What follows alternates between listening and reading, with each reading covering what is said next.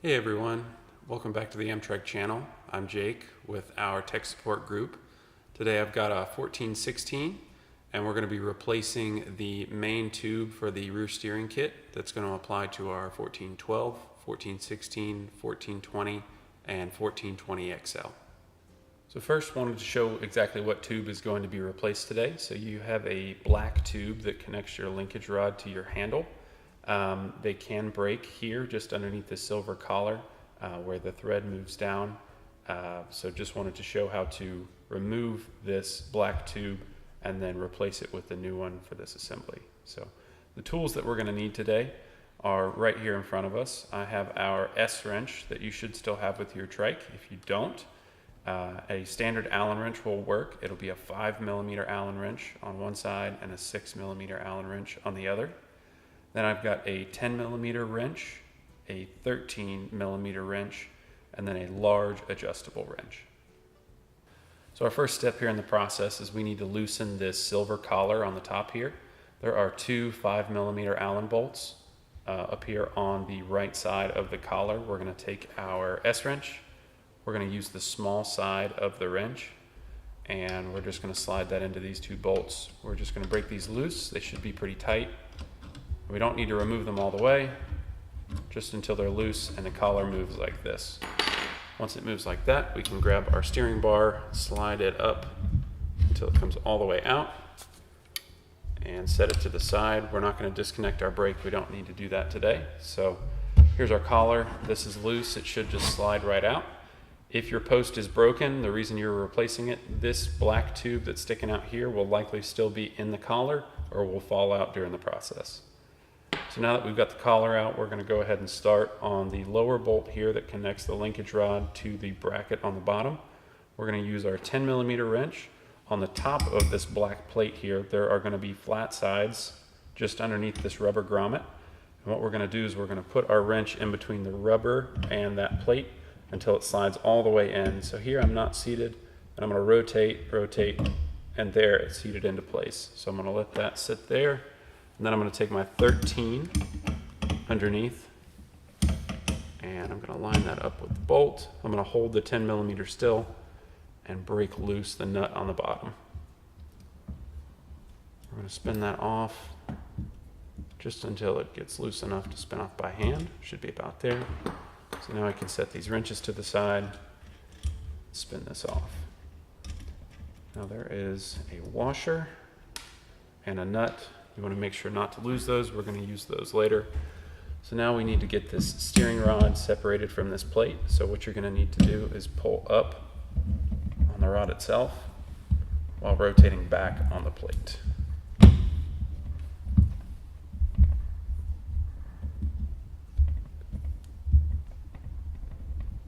it can get a little sticky. There we go. Perfect. So next we're going to go ahead and start on the two nuts that are here. We're going to use our adjustable wrench. So we're going to start with the top nut. So we're going to adjust this wrench until it'll slide over this nut. We want to just loosen the top nut first. So I'm going to hold the wrench still and spin this bottom bracket. These are standard threads, so you're going to go lefty-loosey. And because of the limited space up top, I'm spinning the bracket on the bottom and holding the adjustable wrench still.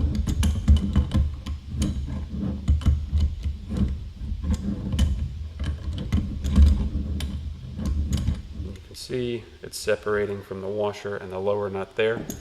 We may be high enough at this point to spin this off by hand. I think so. Perfect. So we'll spin this nut all the way off.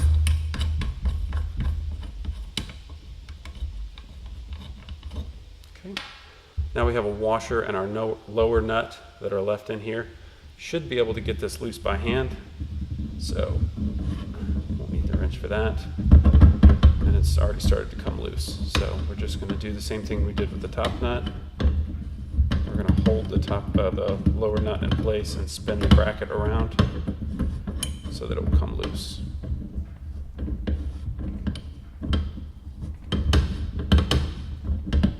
quite a few threads here. So I'm going to take take just a second. So there, it's gotten easier for me to spin. I'm going to go ahead and try to get this washer out. Okay, set that to the side. And now this lower nut should spin even easier.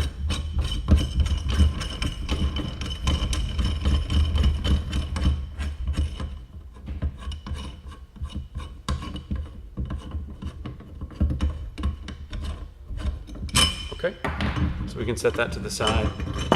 So now the only two pieces of hardware we have left are a lower bearing sitting here on the bracket, and then we have our upper bearing that's sitting in this silver housing just below our lower nut. And one thing to note here, we're going to be reinstalling this bracket, but you're going to be throwing out your old and installing the new. So what you want to make sure of is this bearing that's currently installed on this bracket. When you reinstall it on the new bracket, you want to make sure that the balls for this bearing are facing up, and the cage for the bearing, which is going to be a flat side, is facing down. And then you've also got an upper bearing here. I'm going to pull it out. They're going to be the same bearing. This side you can see the balls of the bearing, and on the other side you can see that there's a flat cage. What you want to be sure of is that those balls both face toward the inside to make sure that everything functions properly. So once you've got those switched out, we can go ahead and slide our new bracket in place, just like this. You want to make sure that it's fully seated. You can see here, if I were to tighten this up, I can see the balls of that bearing, and it would get tight, but it wouldn't work correctly. You want to make sure that that bearing is perfectly centered on that race, and it will slide all the way up in. So we've got it here. We're going to grab our lower nut, and we're going to make sure that it's going on straight. If you get resistance at this point, back the nut off and restart. I got that on the first try. So we're just going to spin this down by hand. Once it gets a little harder, we'll start spinning the bracket.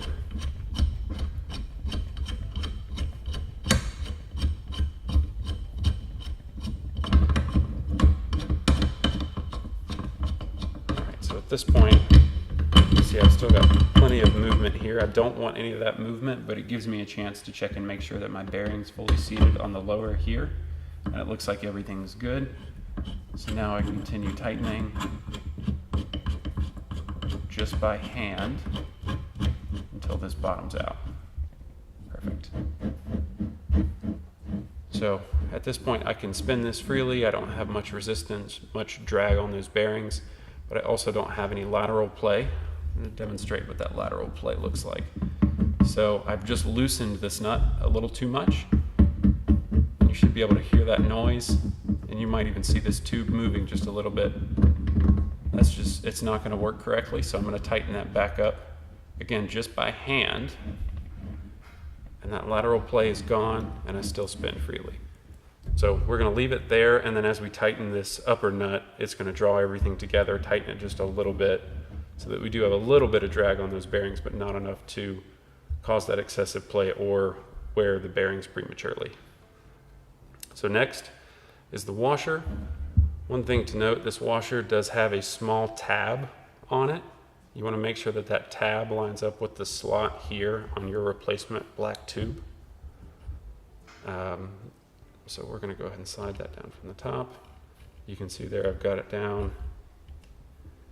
And if it doesn't slide all the way down, you're going to use this top nut here. And again, being very careful not to cross thread this. You want to make sure that it goes on easy. So what I'm doing is I'm actually turning this bracket backwards and then turning the nut forward until it fully seats. So again, I'm going to spin this down by hand as far as I can. And there I just hit that washer. So to get past that washer, turning this bracket, and there's a little bit of grease on here, so I'm not able to hold this. So what I'm going to do is grab my adjustable wrench, lock that down, and then turn the bracket to draw that top nut down.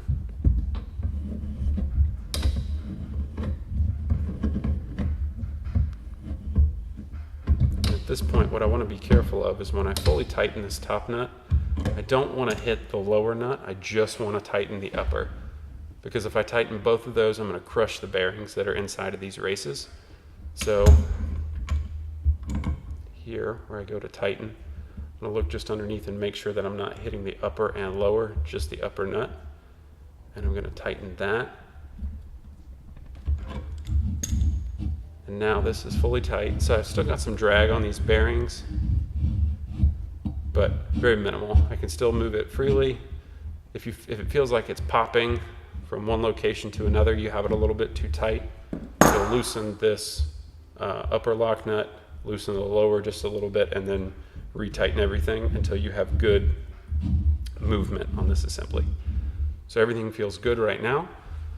So now I can go ahead and move on to the rod end here. We're going to do the opposite of what we did before. We're going to try to bend this up and in.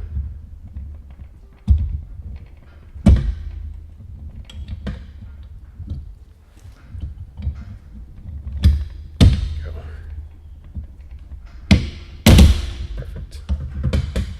Okay, so now we're going to grab our washer and our lock nut that go just underneath here. We're going to do washer first, and then we're going to install the nut just underneath it. And we're going to install these by hand. And you'll see in between the rubber grommet here and the black plate that the flat sides here are spinning.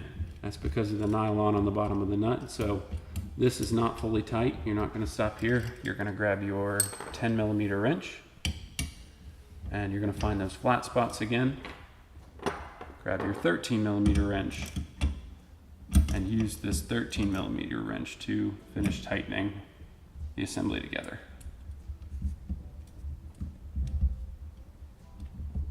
And right there, we bottomed out. So now I'm going to hold both these wrenches, tighten both, and that's set. So now we're going to move back up top to our collar. Collar will only go on one direction. So it'll slide on here. If I try to install this upside down, there's a flange on here that won't allow it to go all the way onto the tube. I get stuck. So move it this way and it slides right into place. Then before we tighten that, we're going to grab our steering bar. We're going to slide it back in from the top. We're not worried about alignment just yet. We're just worried about getting this in place. I'm going to pull this back up just a little bit to show that there's a minimum insertion line. Those words are stamped right into the tube. You want to install this tube until those words are no longer visible. So I'm going to slide this down to this point so that I can no longer see those, and that tells me that I'm at the proper depth. So at this point, you're going to want to look at your alignment for this lower bracket here, which is going to correspond to the front wheel direction. So I'm going to look at my front wheel, and I'm also going to look at this bracket. The bracket should be pointing at the left wheel, and the front wheel should be straight.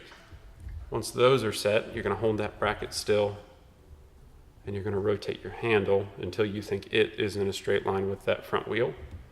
Once that's all set, you're going to grab your S-wrench again, and you're going to go ahead and tighten these two nuts. So I'm going to tighten the top one just a little bit, just snug. Then we're going to do the lower. We're going to go a little bit tighter on the lower than we did the upper. Back to the upper. And again, a little bit tighter. At this point, it should be getting pretty tight. You don't want this to spin. Back to the lower. And now make sure both of these are completely tight. It's going to ensure that that handle is not going to spin. And the way you know that everything has worked is as you turn this handle here, you'll see that front wheel move on this trike. So appears we've done everything correctly. So thank you all for joining us for the video today. And if you have any questions for the Amtrak tech support team, feel free to let us know. Thank you.